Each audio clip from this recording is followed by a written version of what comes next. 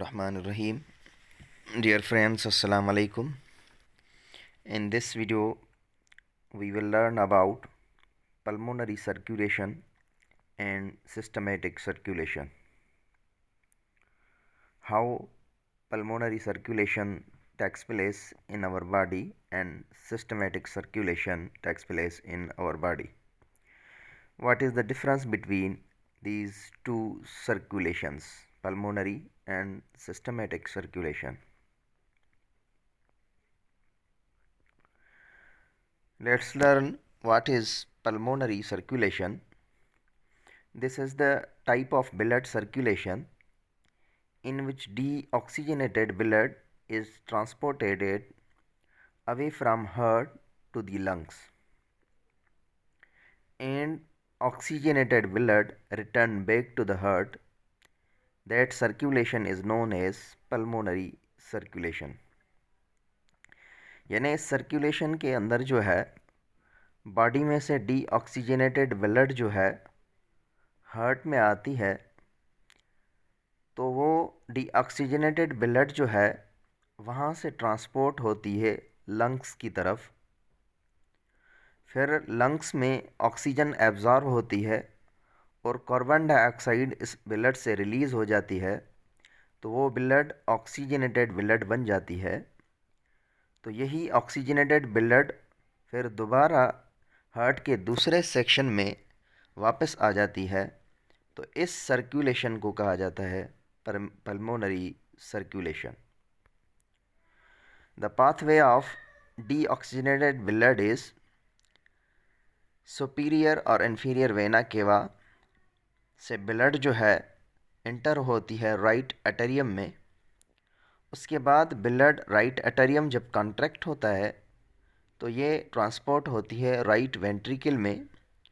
Right ventricle से pulmonary arteries जो हैं वो ब्लड को लेके जाती हैं पल्मोनरी कैपिलरीज़ में, जहाँ से वो लंग्स में एंटर होती है।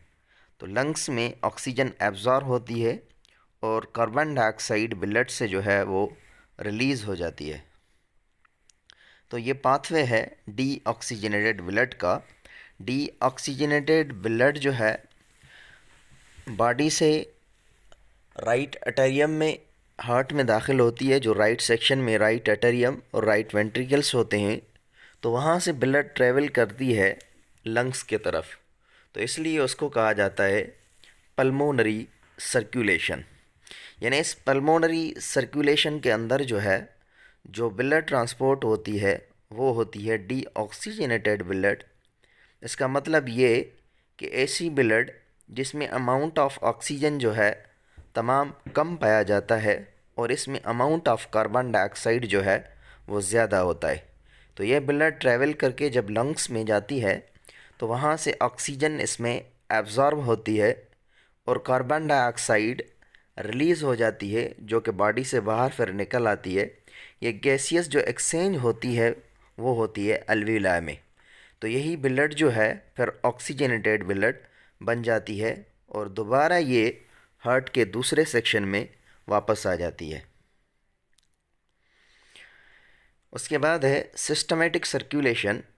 इन this circulation oxygenated blood is carried away from heart to the body and return deoxygenated blood back to the heart. इस सर्कुलेशन के अंदर जो है ऑक्सीजनेटेड ब्लड हार्ट से पूरी बॉडी की तरफ ट्रैवल करती है। जब ये बॉडी में ट्रैवल करती है तो इसमें से जो ऑक्सीजन होती है बॉडी के सेल्स में वो एब्जॉर्ब होती है। तो ये ब्लड जो है बॉडी से ट्रैवल करते हुए डीऑक्सीजनेटेड ब्लड बन जाती है। तो फिर यही ब्लड दोबारा उसी रूट से वापस आती है राइट आर्टेरियम की तरफ। तो इस सर्कुलेशन को कहा जाता है systematic circulation. In pulmonary circulation the blood that is transported, that is deoxygenated blood, and the blood that is transported in systematic circulation, that blood is oxygenated blood.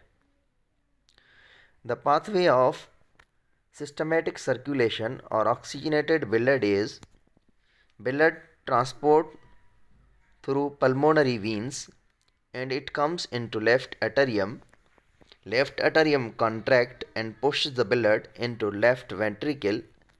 Then the blood is transported through aorta to arteries and the arterioles throughout the body. This is the pathway of systematic or oxygenated blood circulation. What is the difference between two, pulmonary and systematic circulation? In systematic circulation, the circulation starts from left ventricle and ends at the right atrium. Systematic circulation carries the oxygenated blood. In pulmonary circulation, it begins on the right ventricle and ends on the left atrium. From the left atrium, oxygenated blood is transported through all over the body except lungs and it reaches to the right atrium through superior and inferior vena cava. Pulmonary circulation carries deoxygenated blood and the systematic circulation carries the oxygenated blood.